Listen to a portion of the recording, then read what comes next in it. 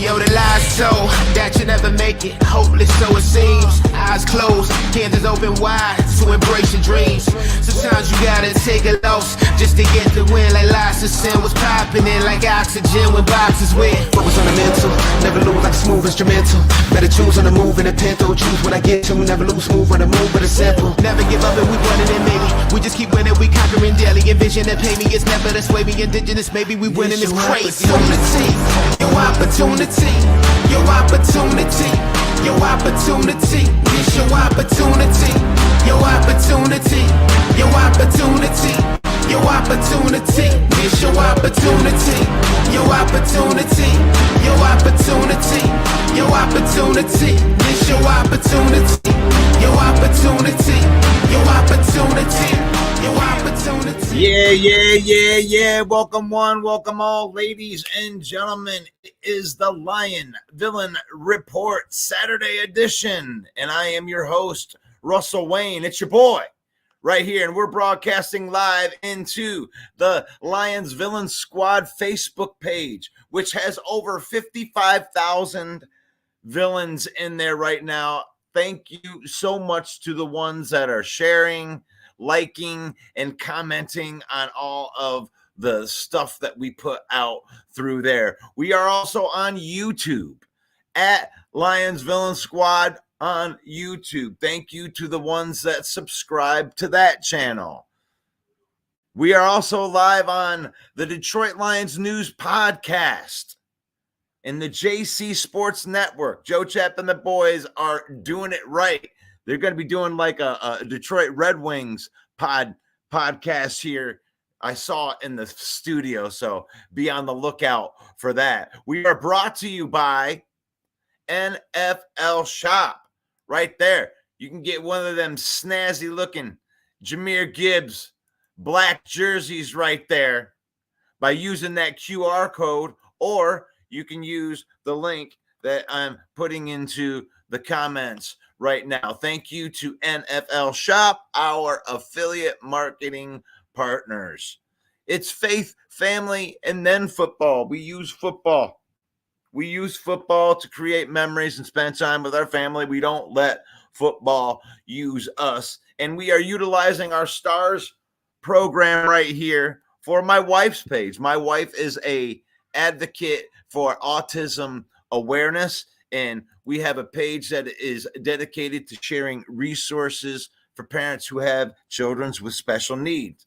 And we are also following the story of my son, who has a rare genetic disorder, makes him like one of 20 in the world. University of Michigan is studying him, and Ashton is also keeping everybody up to date on Riker's journey too. Riker Wayne's World, right there. So anybody that uses stars, comments with stars, is going to support my wife's page, and I thank you for that.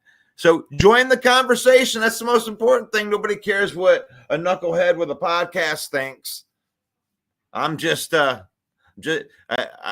my own opinion. I want to hear what your opinions are on some of this stuff right here. And one of the things I say, the calm before the storm. That's the title of today's show.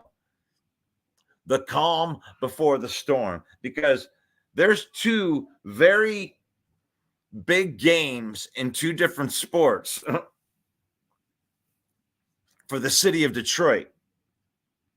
And we're a blue collar city.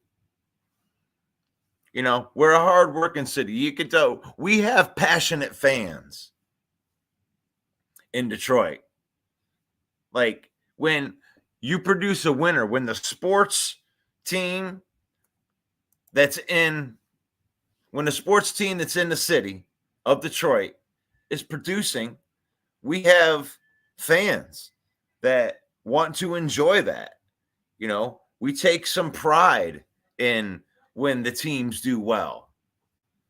And with the Detroit Lions and the Detroit Tigers, you know, they're giving us something to cheer about. We want a winner here. We would support. We support. I mean, we go out there and 0-16 seasons. We go out there through a whole bunch of bad baseball and bad hockey and bad basketball and bad football. Like, we've been through it in Detroit.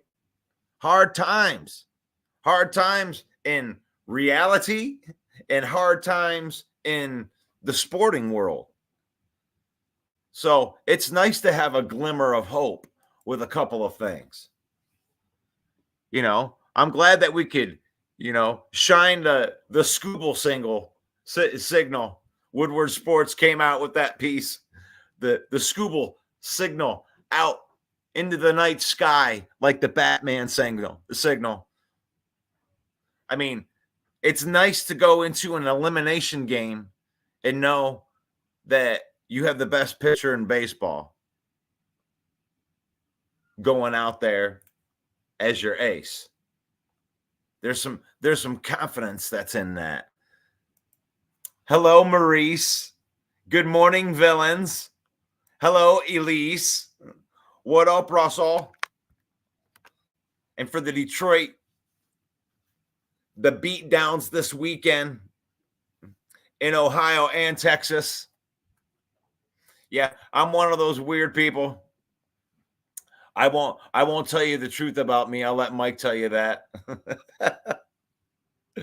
But no, I am definitely a Tiger fan. And this is such a good thing, you know, because you're going to have this game. And then tomorrow, we're going to head into Dallas. Into the dungeon. You ready? Are you ready for Dallas? Are you ready to go down there and get some revenge?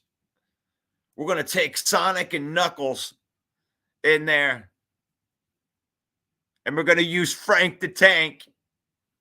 And we're going to run the ball downhill. Okay? They're going to take David Montgomery and a couple of guys, and they're going to carve out a way that this thing is going to go down. And I think that the Lions are going to dominate this game unless something unforeseen happens. Because we're going to run the ball. And running the ball is going to create a problem. And I think this is a tailor-made Jameson Williams 2-touchdown type of game. And it all comes from setting it up with the run game. But I can see the Lions really being able to set up the run game here because they don't have DeMarcus Lawrence. They don't have Micah Parsons. So the Lions should just run the football, play it safe, control the clock.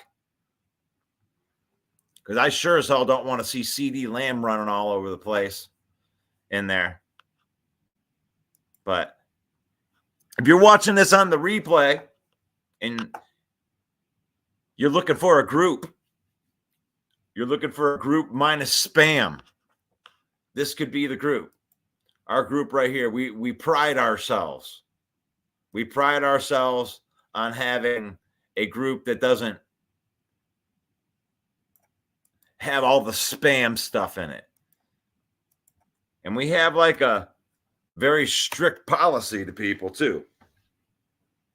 Like we don't let people sell fake tickets or any of that stuff. So I just threw it into the comments right there. If you want to join that group, right there it is for you.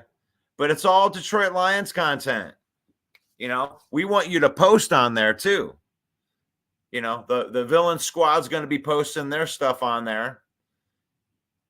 Steven, Elise, Paul, and Jeff, part of our supervillain cast, they're all going to be posting on there.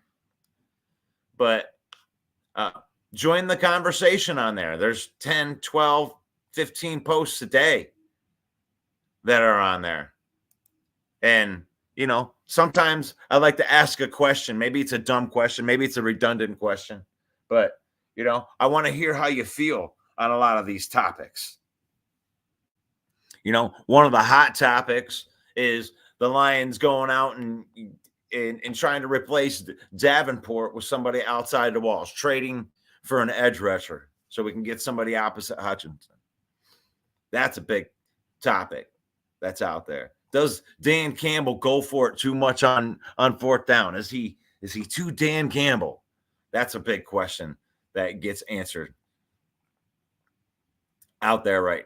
But with this game in Dallas, it's such a big game for Detroit because, Minnesota's for real, and they're 5-0. And guess what?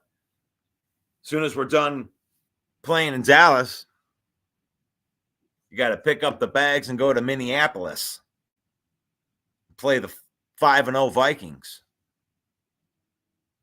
So there's that. So this is a big, big game right here. But I think they need to lean on Sonic and Knuckles.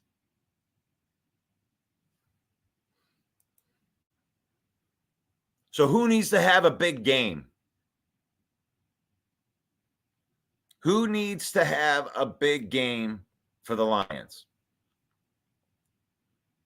Who do we need to see something from? I got Sideline Report. Let me get this on here. Bringing it up. Share this tab instead. Yeah, bringing it in there. Yeah, Sideline Report had this like 4 Lions who must shine against the Dallas Cowboys. We can talk about a little bit right here. I like Brad Berryman. So let's see who he says first right here. Number 4, here's this guy that I've been talking about. Josh Pascal. Yeah, he does. Because here's all this crap that I've been talking about how I don't want them. It's not that I don't want them to. I just don't think that it's in their DNA, the Lions' DNA, to go out and get somebody.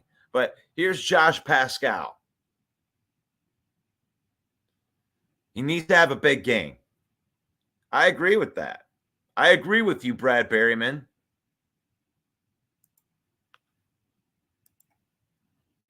I agree with you, Brad Berryman.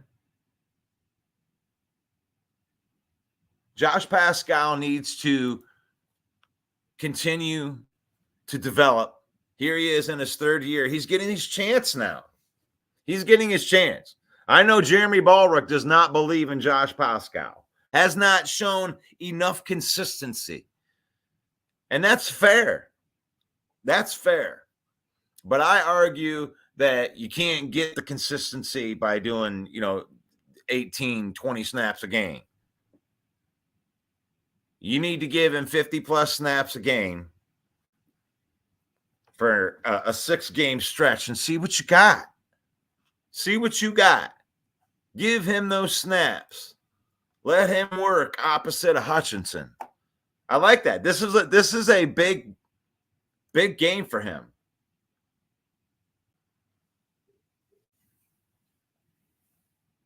In week 4 against Seattle, he played a season-high 53 snaps, and they credit him with 3 quarterback pressures.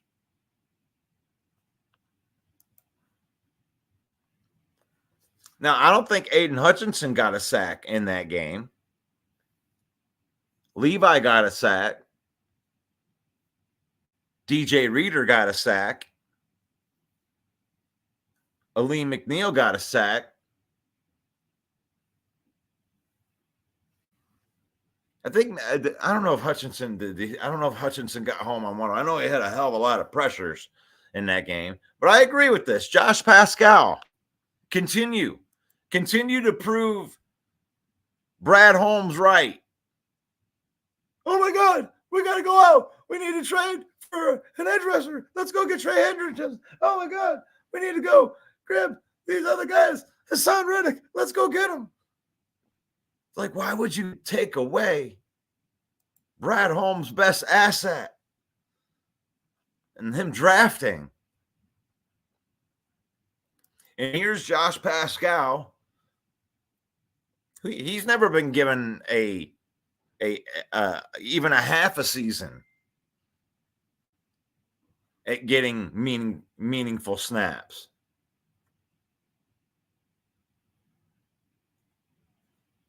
I mean, outside of, being fully healthy. I know that he played a lot in his rookie season after he came back, and it was not right yet. But I like this call out. Josh Pascal. There we go. Number 3 on the list. See, I'm experiencing, this is a reaction sideline report here for me. And number 3 on that list from him is Frank Ragnow. Frank Ragnow is set to return from action after missing week 4 with a partially torn pectoral.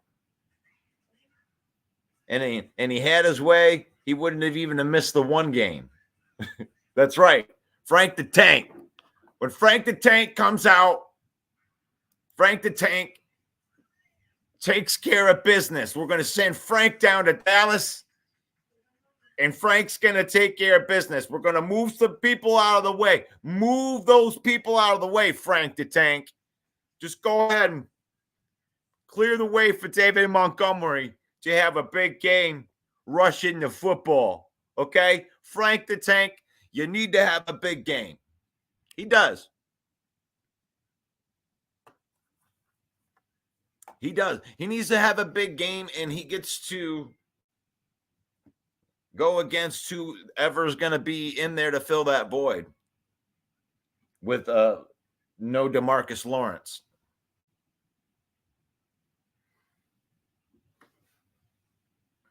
With no Micah Parsons. Our offensive line is in a plus situation going into tomorrow's game. And I like this call of Frank the Tank because for one, I think this is more of a injury thing, right? Like, I want to make sure that he's not coming back too early on this partial, this torn pec. We need you for the whole season, Frank the Tank. Last week, Graham Glasgow popped over to center, brought in Awasika, and it was okay. So if Frank ain't ready to come back, I want to see them like rest him, even maybe against his better judgment if they need to.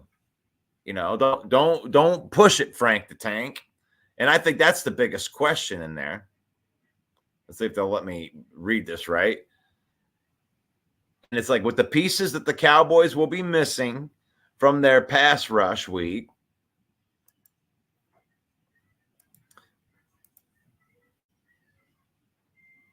It's making it funky when I have it up there for you guys. But defensive coordinator Mike Zimmer will have to get a little more creative than he already had to generate pressure on Jared Goff.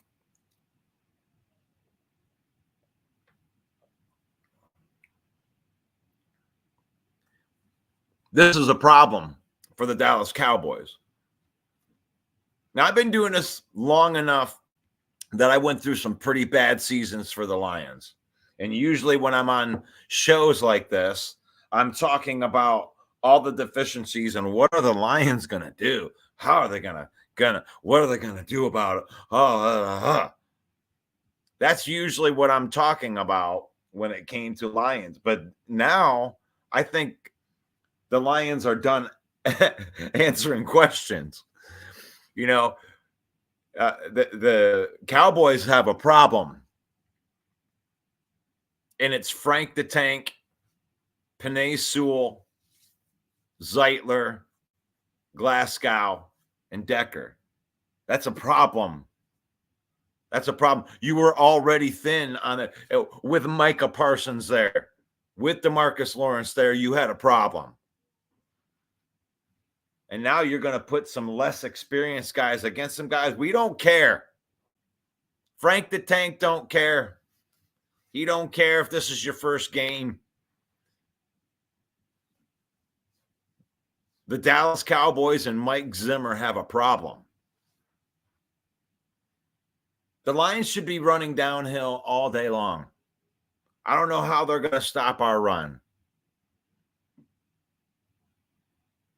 I don't know how they're going to stop that run. They're going to have to bring a safety up into the box. They're going to have to get an extra defender up there. That's what I think that the Lions want them to do. And that's why I also believe this is going to be a big game for Jameson Williams.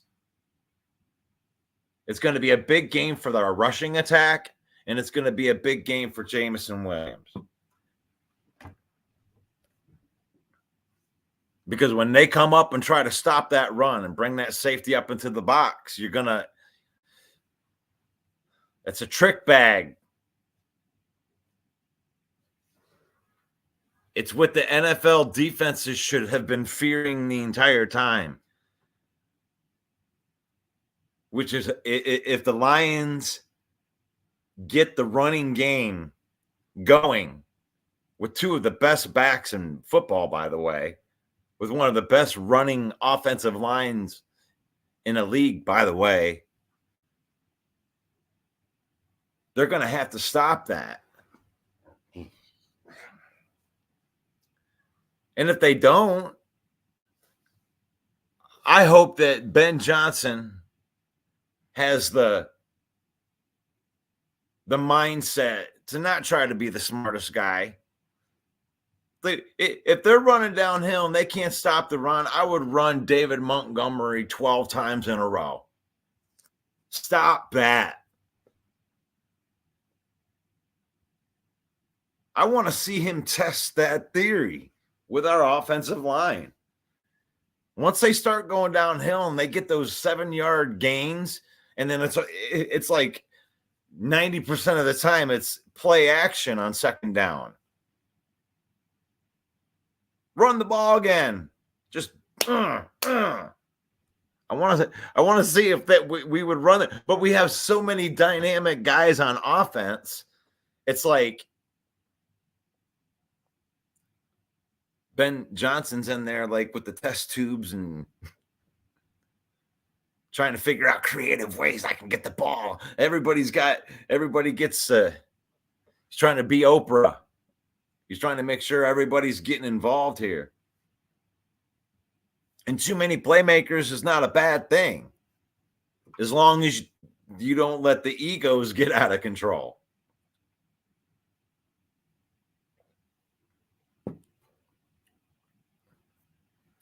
Because I know that if any other player or any other coaching staff had a guy like Jameson Williams with that speed, I mean, you could focus an offense around just that speed and trying to get the ball, like the whole offense based into trying to get the ball into the hands of Jameson Williams. You could have an offense based on that with that speed. You could have an offense that's based off of just pounding the rock. Because you got two great running backs, you got the whole thing. You can base an offense on just Amon-Ra St. Brown and Laporta chewing up the middle. The whole offense was last year. The whole offense is chewing you up in the middle of the field. They have all of those things available to them. And Ben Johnson sitting in there like, ha, ha, ha, my little... He's got test tubes, all smoking, trying to put all these different combinations together. It's like, hey, mad scientist, just run it down her throat. To me, it's like high percentage plays, right? High percentage plays. You know, if you drop back, you do play action, the percentage of success goes down. It might not be by a lot, but it does. But, you know, handing the ball off and doing a halfback dive right off of, you know, guard tackle, that's high percentage. That's going to work 99 point whatever percent of the time. Pound the rock. You know, they know it's coming, but that's your strength. Tell them, you know, that's how you know you can take a game over. You say, hey, I'm going right here. Penei Sewell's going to be there. Zeitler's going to be there. Send your whole troops. We're running there. And get 4. That's what type of offensive line I think that we have. They dominate up front.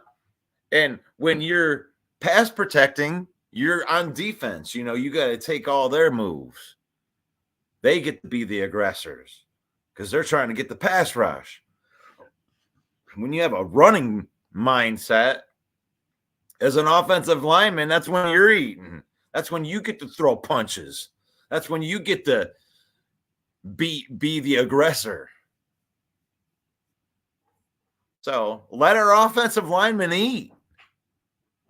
It ain't about Goff versus Montgomery versus Gibbs. Let them eat. And when they try to stop that run, you're going to have your wide open stuff.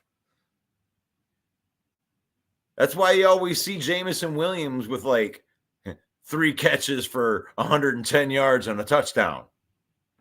Because it's going to be Yak. It's going to be Yak, and he's going to throw it to them when they're stupid enough not to keep a safety over top. And it's not stupid because you're going to have to try to stop the run. Dallas is in trouble with our offense. Now the question comes here. Let's take this even further with what Brad Berryman says. The number 2 and number 1 guys that need to step up, and this is on the other side of the ball. It's got to be the cornerbacks. You know that the Lions team is going to stop their run. They're not going to be able to run the football on us. That's just what we do. That's just what we are. You're just not going to run. They got to use that funnel protection, that whatever the Lions did against Kyler Murray to keep him in the pocket. They got to do that same stuff to Dak Prescott because he can run too. So they were able to contain Murray, so they should be able to contain Dak. Dak's not as fast as Murray. But I do think that Dak has a better arm than Kyler Murray. So Carlton Davis and Terrion Arnold.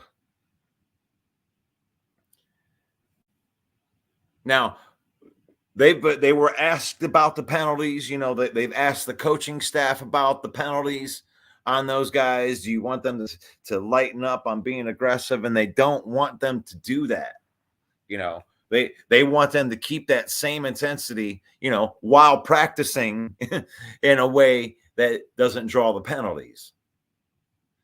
Obviously, you want to have less penalties,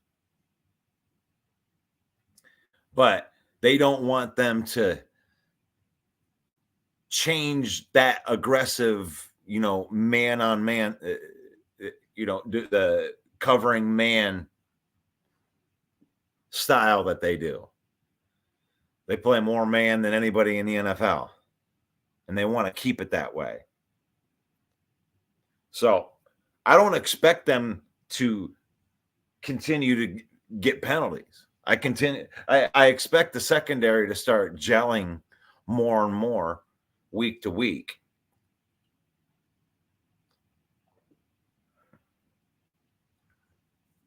Because, I mean, honestly, there were some of the penalties when I was watching that Seattle game. It was like a double-edged sword for me. You know, some of them were absolutely penalties. They should have been called. They were called. But some of them were very ticky-tacky. And that's okay. You know, that mean they're very handsy, but they got to get better on it. I guarantee that cornerbacks coach was in there and they were working on it through the entire bye. You know, you give a whole extra week to be able to work on some of that stuff. And I expect the secondary to continue to get better. Amik Robertson's been good. He's probably been the best cornerback out of the three. You know, Carlton Davis, handsy. You know, but he's a decent cornerback. I don't think he's like a top 10 cornerback or anything like that, but he's good. He's good against the run. He tackles well. Terrion Arnold. You can see the talent. He's just got to work on the hands. You know, how do I stay with you and continue to be physical with you without holding you or without committing obvious penalties? But David, you're agreeing with me. Pound the rock. Our secondary is going to pick off some of them passes they've been dropping. Carlton Davis leads the league in yardage given up and penalties at the position. That's like, I mean, the penalties is the thing that you can clean up the most. And Carlton Davis is a pretty good tackler from what I've seen. I mean, that and in a clutch moment too. What a great tackle Carlton Davis had on fourth down on Kyler Murray, not letting him get that angle. You know, the cornerbacks is still the weakest part of the Lions defense right now. But it doesn't feel like it's weak the way that it was weak last year, Jamie. It feels like it's weak in a way that you can correct a lot of that weakness. You know, Terrion Arnold doesn't have the greatest, you know, stats and metrics either when you look at it because they commit the penalties.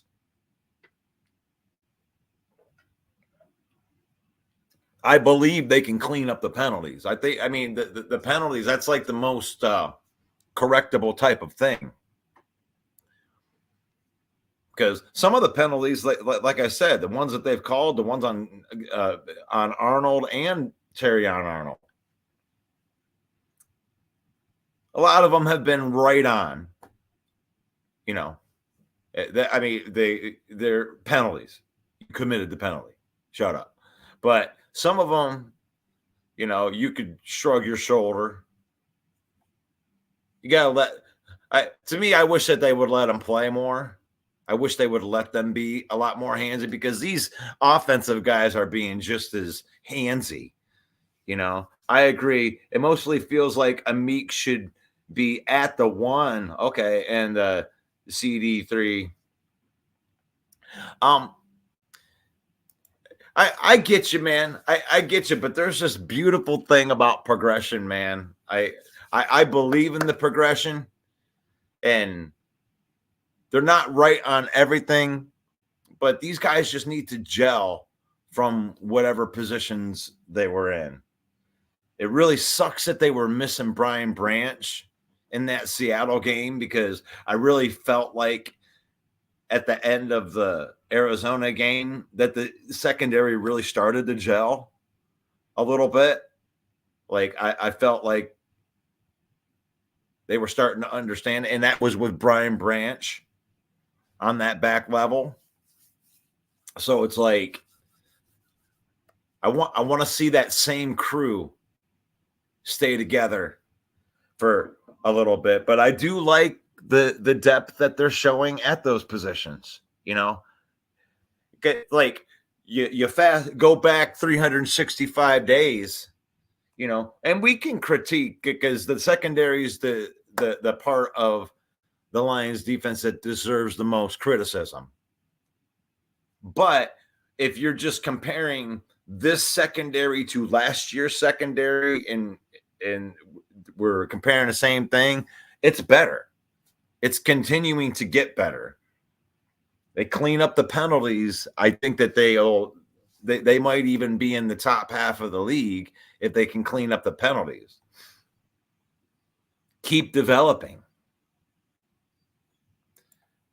Scotty Reno says Tim Patrick is going to have a game. I love the way that they've been talking him up. I love the fact that this is the kind of receiver that we've been wanting. You know, the Calvin Johnson-esque type of body. He's a big boy. Tim Patrick, he's like 6'4" or something like that. Big boy. He's got some speed on him. He catches everything. And, you know, we're not looking for a guy that get 10 targets a game. You like Tim Patrick? He slides right into that Josh Reynolds role real nicely. Slide him right in there. Pop. There you go. There you go. Jameson, I don't even see him like, he's not a number one. He ain't a number two, a number three, or number four. Jameson is like mad scientist putting him in little spots. Like that, like an extra queen, you can use him, because you have to try to stop the rest of the offense. But you try to put him on an island, Jameson Williams will make you pay, because you're trying to stop all that other stuff. Tim Patrick, too. It's like these number 3 wide receivers, because defense has got to stop everything else. You know, Tim Patrick could have a day. You can't cover everybody. I only say that about CD3. He's given up the same amount of yardage as Sutton through 4 games. The team's better. You can see it. Like you always tell me that, you know, we're not looking at stats. I watched the games. And especially in the first 3 games. I mean, guy, even in the Seattle game, it was brutal the way that the penalties kept extending the drives, because the penalties would always be on a down where they've made 2 good defensive plays. Okay, we're on 3rd down, and then they would extend the drive with these penalties. And I don't know. I feel I can look at it. I can watch. They're covering better. They tackle better. They don't look lost once the guy actually catches the ball. They get the guy down. Normally. DK Metcalf is something else, man. That catch that he made over on the sideline, that was something else. That was beautiful. David, Patrick has good hands. Side note, if Goff completes his first 7 passes, he will own another record. Hey, I'm sure that he's thinking about that. But the thing is like, if they keep on using the run to set up the pass, they're going to be in such a better spot. Because I think that Jared Goff is like, 3rd in the pecking order of threats that everybody should be worried about. The biggest threat that the Lions have to any team is our offensive line. Because the offensive line, when an offensive line's doing its job, it makes the plays work. They protect when they need to protect. They open up holes for running backs. And then you put the fact that we have 2 talented running backs that are talented in a different way. Gosh, man. Like, the biggest asset we have is that offensive line. And if you can make Goff like 3rd on that pecking order, like you stop number 1, number 2, and then, Goff is your 3rd line of defense, he's going to kill you.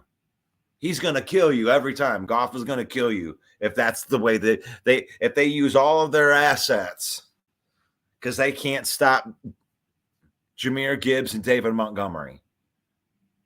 They're using all their assets. You're running all over them. Now they have to do something. Now they're sneaking up. The safeties are in the box. They're loading the boxes. And you're going to leave Jameson with it.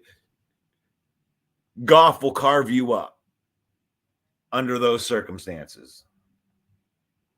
He'll carve you up. You go into that play action mode, it's over at that point. But if you ask Goff to go out there and you're trying to get him to throw the ball 50 times in a game, and you're making him the focal point, we got to get to Goff. It's like, and you're making the running secondary. You're passing to set up the run. Goff ain't. He can play like that. We've seen him run up some scores. He put up 40 in this last game. But that was under being able to run the football and setting it up.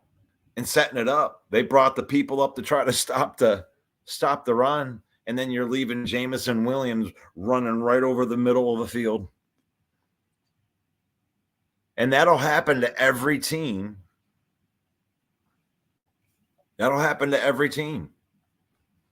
And Goff is good enough to get it done. We have a good enough offensive line to protect him. He's great in the pocket.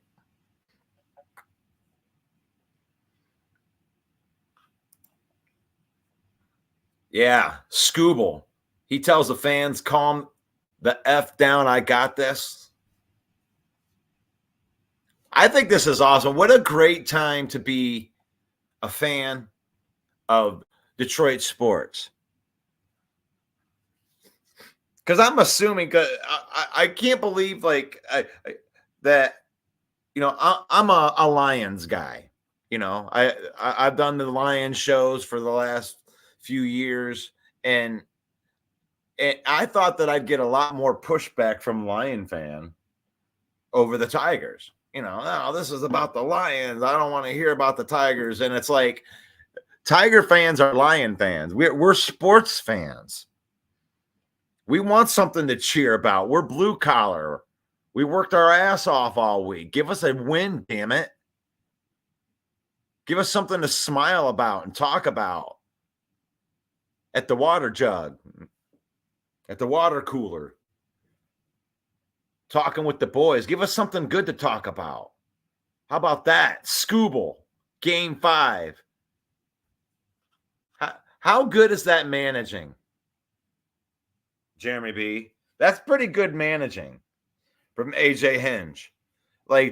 It's almost like being able to see the future.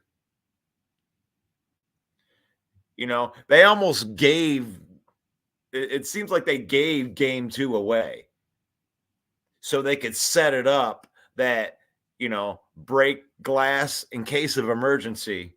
You got Scooble, the best pitcher in baseball. And here's the thing. It's like, if Cleveland wins it, then they earned it. It's been set up like this.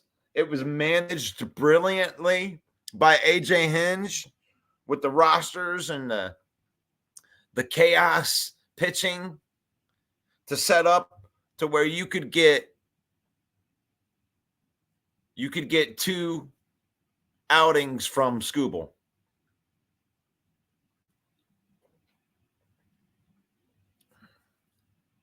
Phenomenal. And then we get to go to Dallas tomorrow. And the Lions should win this game. I don't care about the revenge. I'm not all into that. Obviously, they miss calls. That was a bad call.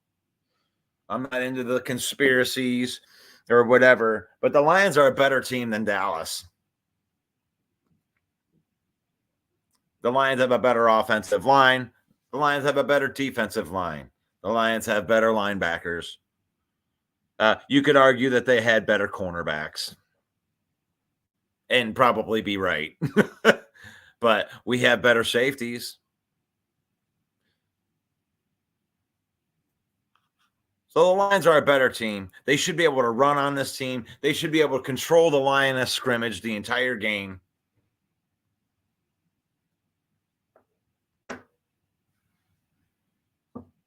Figure out some kind of way. I mean, they got CeeDee Lamb.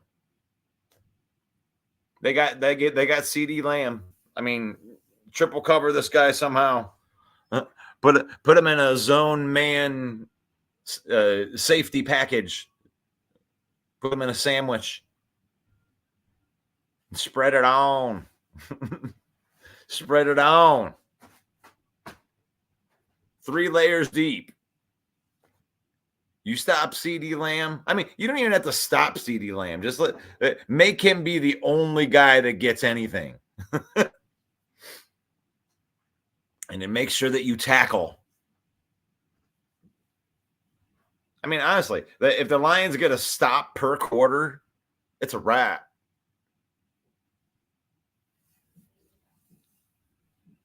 You don't even have to stop them every single time. Lions are going 30 plus on this game, unless they just completely go all run. But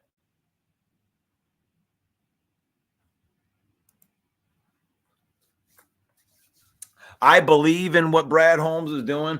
There's a couple of times that I was on that wagon of, criticizing some of the players that haven't developed into players yet.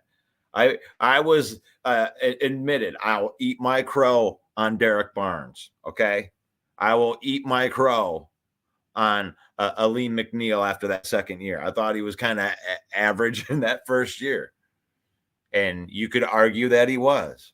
Ifeatu Melifonwu, gosh, We were on this very program talking about how he could be a camp cut person after last year. And he ends up not only getting onto the squad, but because of an injury, he had to come in and start some games and played as a top 10 safety.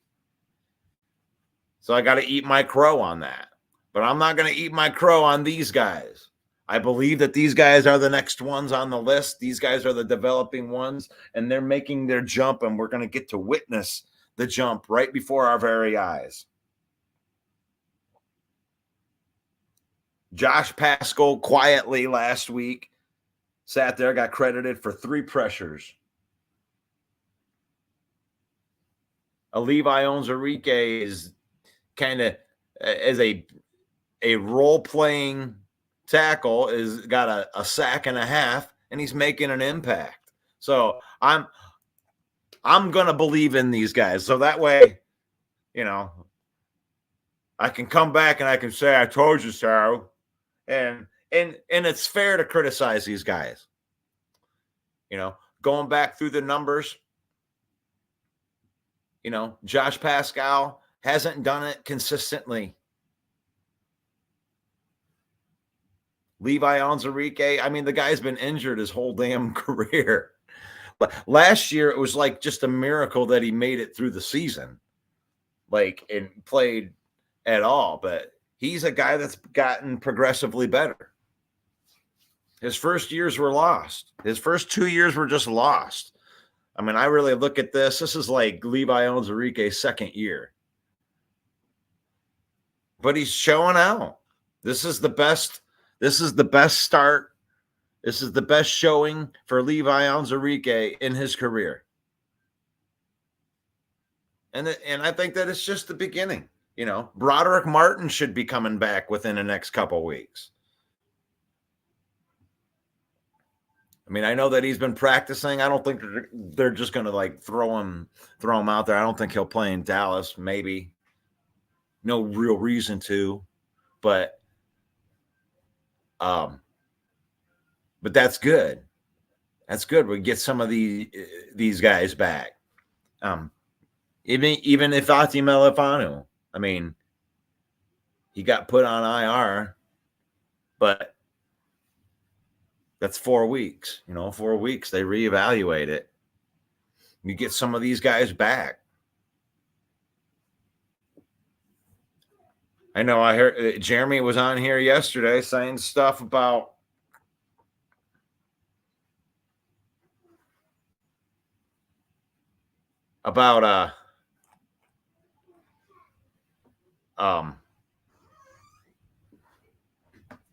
getting Mosley,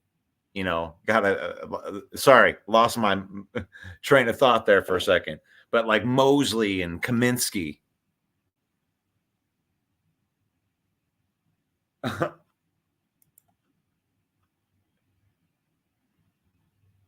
It's wait, you want to come on in? Pop in. Detroit Lions news pop. Everybody's let's talk some Lions. But I'm getting towards the end of my time on here anyway.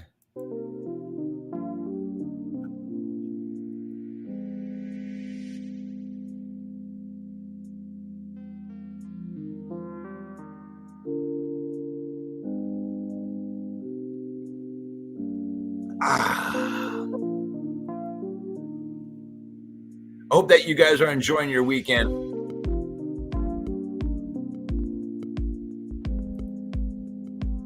This is the Lion Villain Report.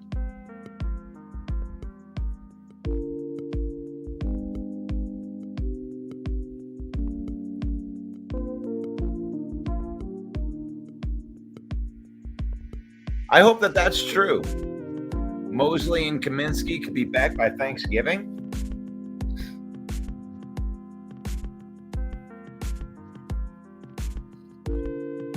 That's cool.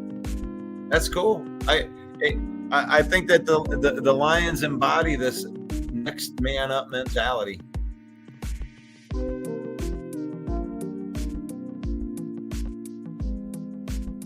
And I think they do very well with it. And it kind of gets overlooked.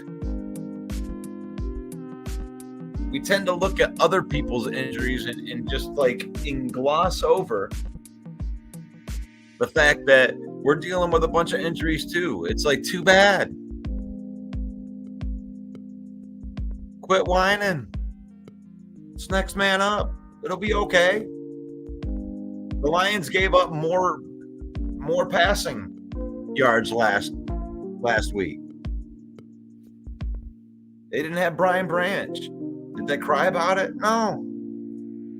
They ran the score up. We'll win the track meet.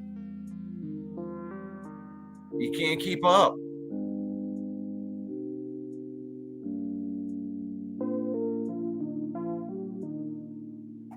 But this is a Lion Villain Report.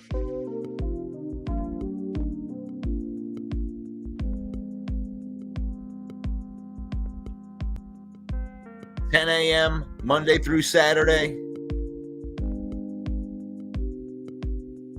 Brought to you by NFL Shop. We are affiliate marketing, I should say fueled by NFL Shop. You can use our link in the comments. I think it's 25% off now with the link. You're welcome. Get that smooth looking Jahmyr Gibbs jersey. So beautiful. Live on the Detroit Lions News Podcast. Thank you, Joe Chat. JC Sports Network. We're on YouTube at Lions Villain Squad. And the Villain Squad Facebook page with over 55,000 on there. Thank you for everybody that likes, subscribes, shares, comments. You guys make it go. You guys make it go. It's faith, family, and then football. In that order. We use football to create memories, spend time with our family. We don't let football use us. And may the Lord bless you. May the Lord keep you. May the Lord shine his face upon you until we meet again. And that'll be, Monday. Have a happy game weekend. God bless.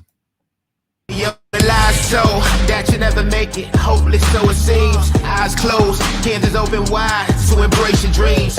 Sometimes you gotta take a loss just to get the win. Like lots of sin was popping in like oxygen when boxes wet. Focus on the mental, never lose like a smooth instrumental. Better choose on the move in a pinto. Choose when I get to, never lose move on the move, but it's simple. Never give up and we running it maybe. We just keep winning, we conquering daily. Envision that pay me, it's never this way. We indigenous, baby, we winning this crazy. Opportunity, your opportunity, your opportunity, it's your opportunity, your opportunity, your opportunity, your opportunity, it's your opportunity, your opportunity, your opportunity, your opportunity, it's your opportunity.